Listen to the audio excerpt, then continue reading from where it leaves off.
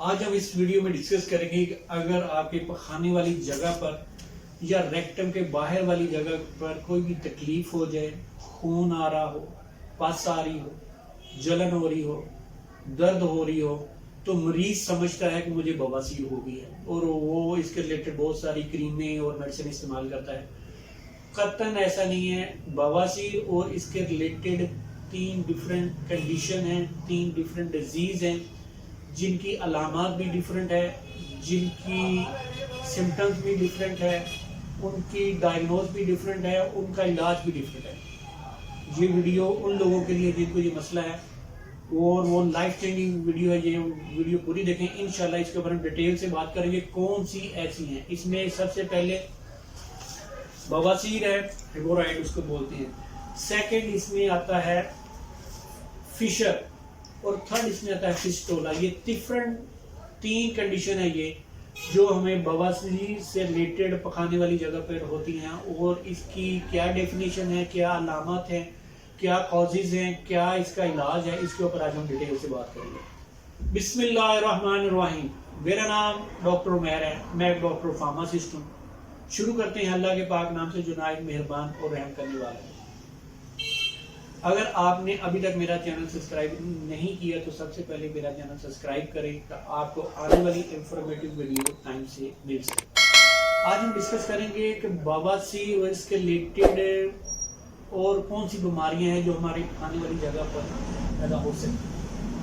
इसके ऊपर सबसे पहले इसमें आता है बवासीर, पाइल्स, हेमोरॉइड। उसमें क्या होता है कि हमारे एनस के अंदर खून की जो नालियां होती हैं वो फूल जाती हैं, उसमें मस्से बन जाते हैं और वहां से जो खाने की रगड़ के जरिए वहां से खून आना शुरू हो जाता है, ब्लीडिंग होना शुरू हो जाती है। ये है हमारी अलामत उसकी पाइल्स की।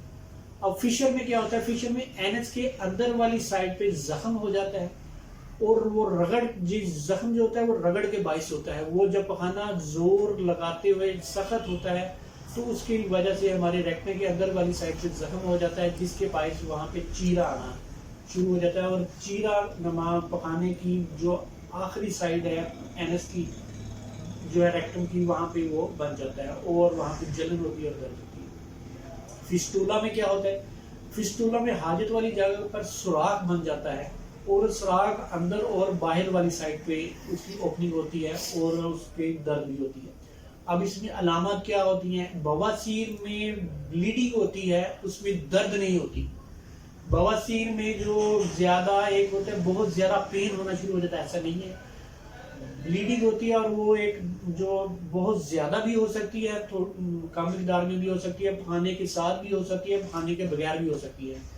अगर आपको ये अलामत होती है तो ये आपको मोस्टली बवासीर है। अगर आपको पेन होती है पखाना आने से पहले, पखाना आने के बाद आपको पेन शुरू हो जाती है और उसके साथ ब्लीडिंग कम होती है लेकिन ज्यादा ब्लीडिंग नहीं होती, इस कंडीशन को हम फिशर बोलेंगे। वो अंदर कट लग जाते हैं, कट लगने के साथ आपको पेन खाना आने के बाद भी काफी देर तक रहती है और जैसे फीलिंग होती है खाने की वैसे, और दौरान खाना आपको पेन हो जा रहा है। और फिस्टूला में क्या होता है, फिस्टूला में हमें पसना उसमें ऐसा जो बदबूदार और मादा होता है जो ब्लीडिंग नहीं होती, वाइट नुमा वो मादा होता है, वो हमें बगैर पखाने के हमारे कपड़ों में लग जाता है और ड्यूरिंग पखाना जैसे रेशा नुमा होता है वो पखाने के दौरान भी वो रेशा नुमा जो है वाइट वो पखाने के दौरान आता है। ये इसकी अलामत हैं।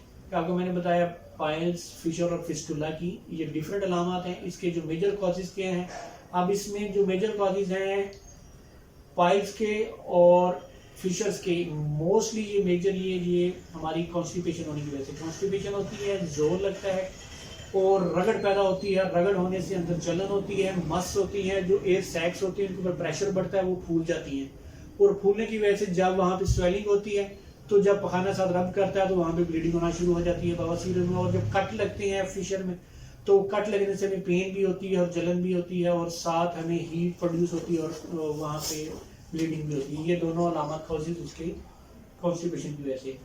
और जो फिस्टूला है वहां पे कोई भी इंफेक्शन हो सकती है, कोई वहां पे ये टीबी की वजह से भी हो सकता है ये क्रोनिक किडनी की डिजीज की वजह से भी हो सकता है, वहाँ पे इन्फेक्शन हो सकती है जिसकी वजह से वहाँ पे कुछ दाना अंदर में बन जाता है और वहाँ से वो ब्लीडिंग होने के चांसेस बढ़ जाते हैं। वो ब्लीडिंग नहीं होती ज़्यादा, लेकिन वो पस जो पड़ती है, पस वहाँ पे वो निकलती है।